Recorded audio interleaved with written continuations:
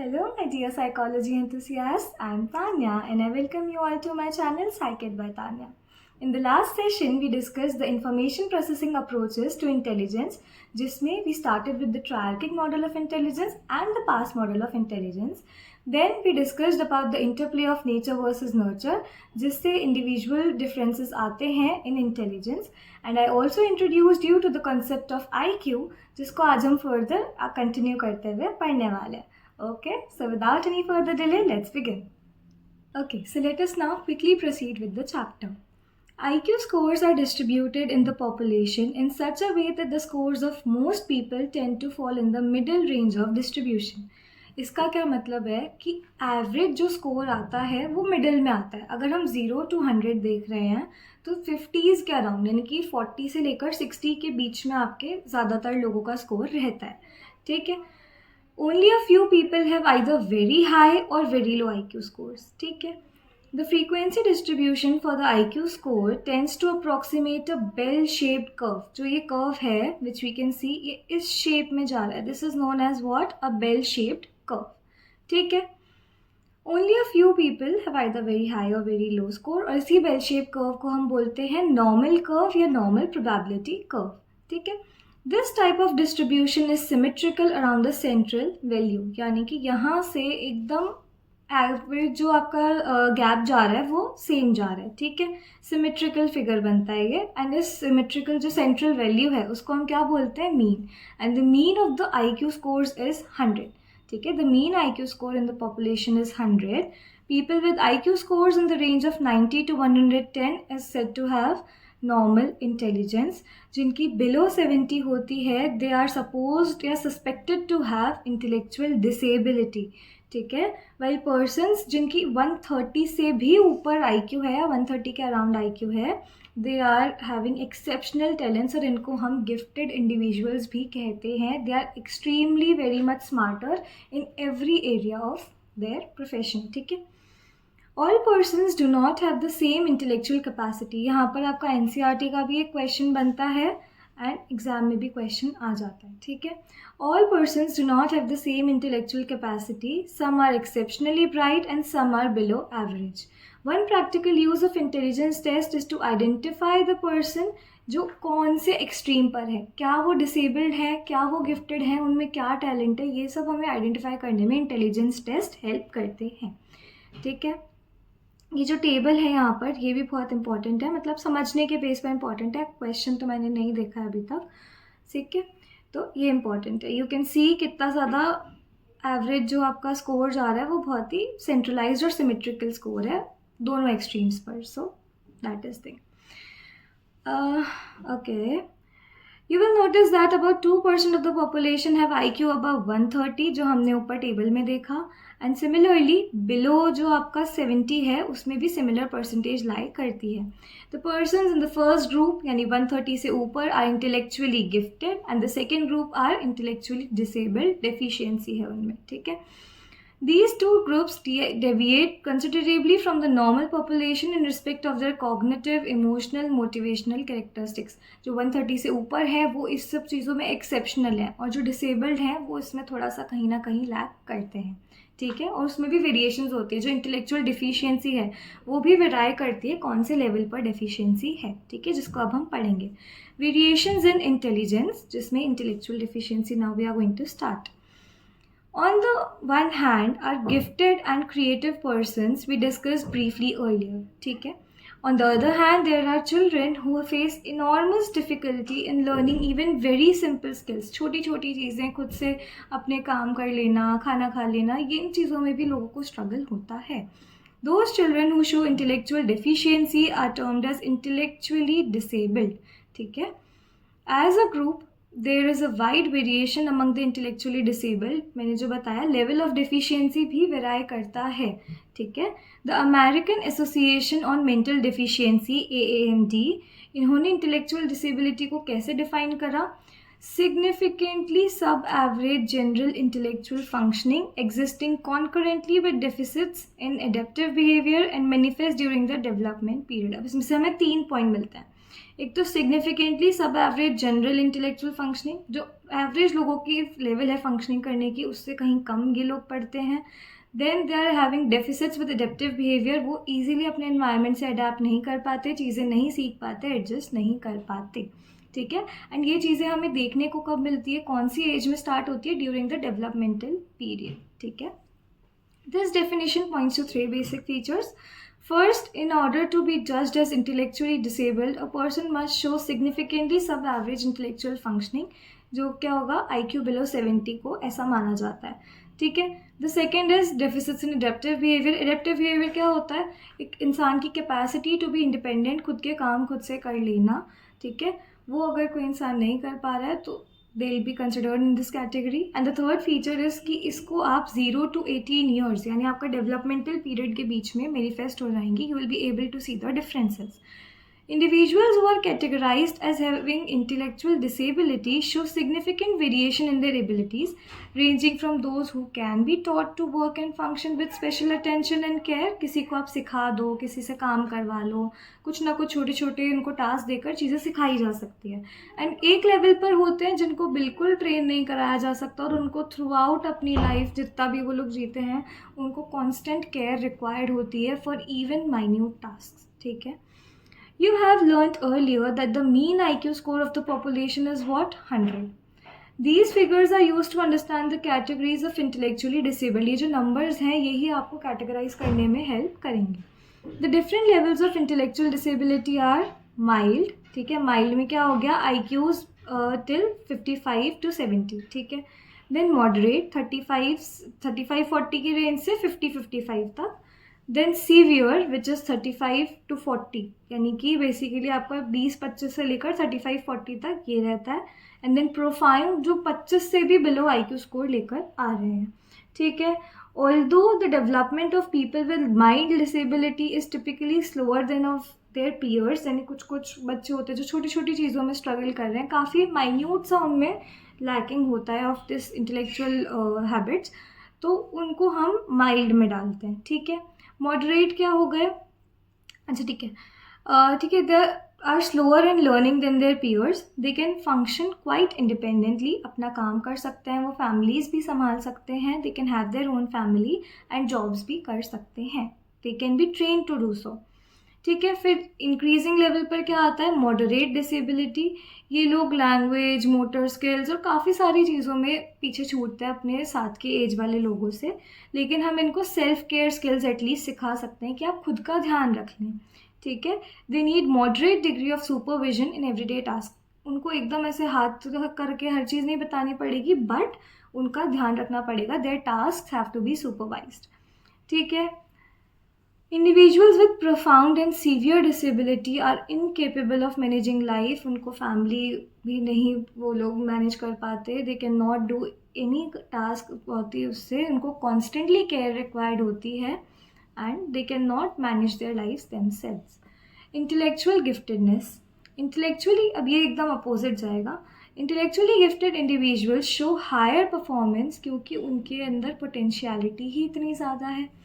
The study of gifted individuals began in 1925 और किसने start करी थी, लुइस टर्मेन ने. मतलब उन्होंने 1500 बच्चों के IQs जो 130 से ऊपर थे, उन बच्चों के जिनके IQ स्कोर 130 से ऊपर थे, ऐसे 1500 बच्चों को एग्जामिन करा कि कैसे उनका ऑक्यूपेशनल सक्सेस उससे रिलेटेड है, IQ स्कोर से रिलेटेड है एंड लाइफ एडजस्टमेंट से रिलेटेड है. ठीक है. Although the terms talent and giftedness are often used interchangeably, कि मैं गिफ्टेड नहीं बोलूँगी किसी इंसान को, मुझे कोई बहुत ज़्यादा स्मार्ट लग रहा है जैसे यार ही इज़ वेरी टैलेंटेड, है ना, यार शी इज़ वेरी टैलेंटेड, ऐसा बोलूँगी मैं. Giftedness is exceptional general ability shown in superior performance in a wide variety of areas. कि आप हर काम में ही बहुत एक्सेप्शनली परफॉर्म कर रहे हो, there is not no particular thing. और टैलेंट क्या होता है, एक स्पेसिफिक चीज़ में यू आर वेरी स्मार्ट. ठीक है. Talent is a narrower term and refers to remarkable ability in a specific field. जैसे कोई बहुत अच्छा गा रहा है तो एक्सेप्शनल सिंगर, तो टैलेंटेड सिंगर हो गया. लेकिन कोई अच्छा गा भी रहा है, डांस भी कर रहा है, स्पोर्ट्स में भी बहुत अच्छा है, पढ़ाई में भी अच्छा, हर चीज़ में ब्राइट है और बहुत एक्सेप्शनली ब्राइट है, तो you will call that person gifted. ठीक है. The highly talented are called prodigies. ठीक है. It has been suggested by psychologists that giftedness from the teacher's point of view depends on a combination of high ability, high creativity and high commitment. इससे मेरे exam में last year boards में question आया था, तो you can be mindful of that. ठीक है. Gifted children show early signs of intellectual superiority. अब ये केस स्टडीज़ में आ जाते हैं. ठीक है. ये जो अब आगे आपको साइंस बताएंगे या कुछ चीज़ें मेंशन करेंगे, कीवर्ड्स, ये आपके एग्जाम में केस स्टडीज़ में आएंगे. And then you will have to identify कि ये टीचर्स पीओवी वाला पॉइंट ये लोग हाईलाइट करना चाह रहे हैं. ठीक है. Even during infancy and early childhood they show larger attention span, good recognition, memory, preference for novelty, sensitivity to environmental changes and early appearance of language skills. वो बहुत ज़्यादा अटेंटिव होंगे, वो जल्दी से चीज़ों को रिकॉग्नाइज कर लेंगे, उनकी मेमोरी बहुत शार्प होगी. ठीक है. वो नई नई चीज़ों में इंगेज करना पसंद करेंगे. ठीक है. और लैंग्वेज सीखने में उनको बड़ा इंटरेस्ट आएगा. They will be very interested in everything basically. To equate giftedness with brilliant academic performance is not correct. अब गिफ्टेड एक इंसान हो सकता है, पढ़ाई में अच्छा नहीं है, बट बाकी बहुत सारी एबिलिटीज़ है जिसमें वो अच्छा हो. ठीक है. तो giftedness is not equal to academic basis पर आप एक्सेलेंट हो. ठीक है. Each gifted student possesses different strengths, personalities and characteristics, जिसमें से कुछ क्या है? Advance logical thinking, questioning and problem solving behaviour, high speed in processing information, जल्दी जल्दी they can interpret things, superior generalisation and discrimination ability, advanced level of original and creative thinking, high level of intrinsic motivation and self-esteem. वो खुद ही से बहुत ज़्यादा motivated है, nobody has to run after them to do work. ठीक है. Independent and non-conformist thinking, कि एक ही जगह पर नहीं कि बहुत सारे लोग एक ओपिनियन के हैं तो मैं भी उसी में जाऊँगी, ये वाला सीन उनमें नहीं होता है. They are very much independent और वो खुद का पॉइंट ऑफ व्यू होल्ड करते हैं. ठीक है. Preference for solitary academic activities for long period. ठीक है. Performance on intelligence test is not only the measure for identifying the gifted. Many other sources of information, जैसे कि टीचर का POV अपन ने पढ़ा था, school achievement record, parents interviews, peer and self ratings, यानी कि काफ़ी सारे लोग जो उस इंसान को जानते हैं, उस बेस पर यू से weather a person is gifted और नॉट. ठीक है. क्या रिव्यूज़ हैं लोगों के उसके बारे में, है ना. To reach their full potential gifted लोगों को भी स्पेशल अटेंशन देना पड़ता है, और एजुकेशनल फील्ड में भी they have to be given certain programme, certain opportunities, जिससे वो उस जो स्किल है उनके अंदर उसको बाहर ला पाएँ. ठीक है. Beyond those provided to normal children in their regular classrooms. These may include life enrichment programs that can sharpen children's skills in productive thinking, planning, decision making and communication. यहाँ तक we have completed. Now we'll read about the types of intelligence tests. ठीक है. अब काफ़ी सारे types के test होते हैं. Individual versus group test, verbal, non verbal and performance test, और culture fair and culture bias test. इन सब के बारे में हम लोग पढ़ेंगे.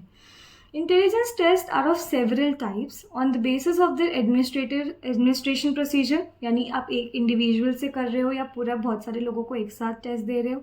ठीक है. They can also be classified either as verbal performance या फिर non-verbal test. Verbal हो गया आपका written या oral test. Non-verbal is based on some patterns, some figures, ऐसी चीज़ें. एंड performance भी you actually have to do something उससे. ठीक है. Depending upon the extent to which the intelligence test favors one culture over another. अगर सब culture में अगर हम एक टेस्ट को पुट कर रहे हैं तो क्या कुछ बायसनेस है. अब वर्बल टेस्ट में यूजुअली बायस्ड होता है, लैंग्वेज बायस भी हो सकता है, कि समझ रहे हो, लैंग्वेज बायस हो सकता है कि कल्चर में है ही नहीं कोई लैंग्वेज, तो how will they perform good. ठीक है. लेकिन यूजुअली नॉन वर्बल और परफॉर्मेंस टेस्ट इस बायस को हटाते हैं. They are usually culture fair test. ठीक है. अक्रॉस वेरियस कल्चर उनका रिजल्ट सेम ही रहता है. It can be judged as either culture fair और culture biased. You can choose a test depending on the purpose of your enquiry, जिसके लिए तुम कर रहे हो, क्या क्यों यूज़ कर रहे हो, उसके बेस पर.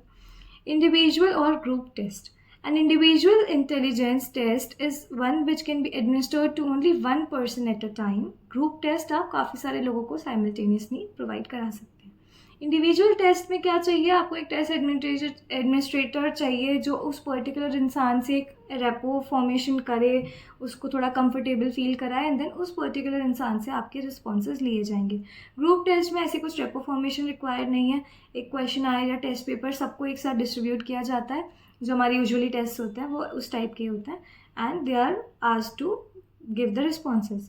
ठीक है, जो ग्रुप टेस्ट होते हैं वो यूजुअली ऑब्जेक्टिव होते हैं जिसमें एक पर्टिकुलर आंसर ही सही है, बट इंडिविजुअल टेस्ट क्या होते हैं, काफ़ी ज़्यादा सब्जेक्टिव होते हैं, ओपन एंडेड होते हैं, जिससे सब्जेक्ट की फीलिंग्स क्या हैं बाहर आए। ठीक है, group test however do not allow an opportunity to be familiar with the subject. Individual test में क्या होता है, ओरली आंसर कर सकते हो, रिटर्न फॉर्म में आंसर कर सकते हो और अपने अकॉर्डिंग आंसर दे सकते हो, लेकिन group test usually MCQ format में, बेसिकली ऑब्जेक्टिव फॉर्मेट में होते हैं। Verbal, non verbal and performance test and intelligence test में भी fully verbal, fully non verbal और फुली परफॉर्मेंस, या फिर इसको मिक्सचर में भी हम कंडक्ट कर सकते हैं। वर्बल टेस्ट आइदर ओरली और रिटर्न फॉर्म में होते हैं, मैंने आपको बताया था, इसलिए इनको सिर्फ लिटरेट लोग कर सकते हैं। ठीक है, देन आपका RPM आता है। RPM is an example of what, एक second, the non verbal test use the picture और इलस्ट्रेशंस एज टेस्ट आइटम। जैसे मैंने बताया, कुछ फिगर्स दे देंगे, कुछ पैटर्न्स दे देंगे, वो क्या होता है, नॉन वर्बल टेस्ट, जैसे RPM एग्जाम्पल है। ठीक है, देन एक आपका टेस्ट आता है कोल्स ब्लॉक डिज़ाइन करके। It is an example of performance test, कि आपको एक्चुअली कुछ करना पड़ रहा है, you are going to perform a task. Performance test requires subject to manipulate objects and other materials to perform a task. Kohs block design इसका example है। The subject is asked to arrange the blocks within a time period to produce the given design. Design बता देंगे। एक होगा आपको जो RPM होता है, उसमें पेपर पे होता है, आपको खुद को कुछ नहीं करना है, you just need to identify, make pattern, एक मीनिंग बनाओ and choose the correct option. ठीक है, कोल्स ब्लॉक डिज़ाइन में क्या होगा, you will be given a certain pattern, certain thing which you have to make by yourself, given with the given products. ठीक है, with the given objects. ठीक है, a major advantage of performance test is that they can be easily administered to persons from different culture, जिसके लिए मैंने बताया कि performance tests are usually what, culture fair tests। अब कल्चर फेयर और culture bias test में इतना ज़्यादा कुछ नहीं है, बस यही है कि सिमिलर कल्चर के लोग अगर कर पा रहे हैं सिर्फ, कि जैसे मान लो मैंने कोई टेस्ट है जो हिंदी में बनाया है, अब इंडियंस उसको कर लेंगे, इंडियंस में भी काफ़ी कम लोग जो हिंदी जानते हैं वो कर पाएंगे। ठीक है, जो लोग नहीं जानते हैं वो नहीं कर पाएंगे, बाहर के लोग नहीं कर पाएंगे, तो this is like a culture bias test, कि पर्टिकुलर कुछ एरिया के लोग वो परफॉर्म कर सकते हैं। ठीक है, और कल्चर फेयर टेस्ट क्या होंगे, जो हर कोई परफॉर्म कर सकता है अक्रॉस वेरियस कल्चर्स, कोई लैंग्वेज बायस नहीं है, कुछ नहीं है, हर कोई परफॉर्म कर सकता है एंड उससे उनकी जनरल इंटेलिजेंस मेजर हो जाएगी। ठीक है, it is nearly impossible to design a test that can be applied equally meaningfully in all cultures, क्योंकि बहुत ज़्यादा वेरिएशंस है, बहुत ज़्यादा डाइवर्सिटी है, तो it's very much tough. But हाँ, परफॉर्मेंस टेस्ट और नॉन वर्बल टेस्ट इस चीज़ को कहीं ना कहीं थोड़े लेवल तक केटर कर लेते हैं। Psychologist have try to develop test that are culture fair और कल्चरली अप्रोप्रिएट, जिससे किसी को भी डिस्क्रिमिनेट ना हो जो डिफरेंट कल्चर के हैं। In such test items are constructed in a manner that they assess experiences common to all cultures और have questions in which language usages is not required. ठीक है, जैसे मैंने बोला, लैंग्वेज से तो कल्चर बायसनेस सबसे पहले आती है, तो वो वाली चीज़। Non verbal and performance test help reduce culture bias usually associated with verbal test. ठीक है, वर्बल टेस्ट में तो हमने ये भी देखा कि लिटरेट लोग ही कर पाते हैं, नॉन लिटरेट तो कर भी नहीं पाते, है ना, ये वाली चीज़ है। अब इन सब को याद करने के लिए अगेन मेक डिफरेंस की टेबल्स। ठीक है, एक में आप बनाओ इंडिविजुअल वर्सेस ग्रुप टेस्ट, एक में आप बनाओ अपना verbal, non verbal and performance test, और एक में आप क्या बनाओगे, एक में कल्चर फेयर और कल्चर बायस्ड टेस्ट, और इसमें लिखना कि वर्बल टेस्ट क्या होते हैं, कल्चर बायस्ड होते हैं, एंड नॉन वर्बल और performance test reduce the biasness और वो कल्चर फेयर होते हैं काफ़ी हद तक। ये सारी चीज़ें यू हैव टू मेंशन, इसी से आपका कंटेंट बढ़ेगा एग्जाम में आंसर्स लिखने में। Now the last thing which we'll be studying in the today's session is some misuses of intelligence tests. You might have learned by now that intelligence tests serve many useful purposes such as selection, counseling, guidance, self-analysis and diagnosis. Unless used by a trained investigator, they may be misused either intentionally or unintentionally. अब इतने सारे uses तो हैं, काफ़ी useful हमने देख लिया, but अगर कोई इंसान उसमें ट्रेंड नहीं है, अगर कोई ऐसे ही जिसको इतनी नॉलेज नहीं है अगर करता है, तो it can create problem, it can be a misuse rather than a purposeful use. ठीक है, अब ये इंटेंशनल भी हो सकता है, अनइंटेंशनल भी हो सकता है। Some of the ill effects of intelligence testing by naive testers are Poor performance on a test may attach a stigma to the children and thereby adversely affect their performance and self-respect. अब मान लो जो assessor था उसी ने ढंग से कुछ output नहीं निकाला या वो ट्रेंड ही नहीं था प्रॉपर्ली, उसने सही रिजल्ट नहीं निकाला, बट वो जो भी रिजल्ट उसने आगे बताया, now it got attached with that child and वो आगे तक उस चीज़ को अपने साथ में लेकर बैठे रहेगा और वो उसको वो हो सकता है ना ओवरकम करने में प्रॉब्लम हो, उसकी सेल्फ रिस्पेक्ट में थोड़ा सा उसको इशू होगा फिर, एंड ऐसी सारी चीज़ें.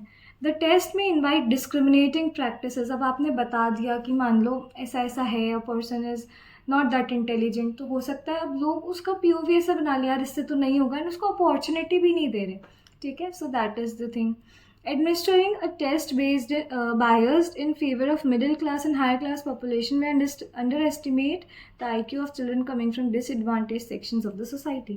हो सकता है अब हम बोले हमारा ये टेस्ट तो मिडिल क्लास और हायर क्लास को ही केटर करता है, बट कोई एक बच्चा है डिसएडवांटेज सेक्शन में जिसका IQ उतना है, he is smart, she is smart, तो उसको तो अपॉर्चुनिटी ही नहीं मिल रही ना, उनको तो वैसे ही हमने IQ स्कोर्स पे बेस्ड डिस्क्रिमिनेट कर दिया.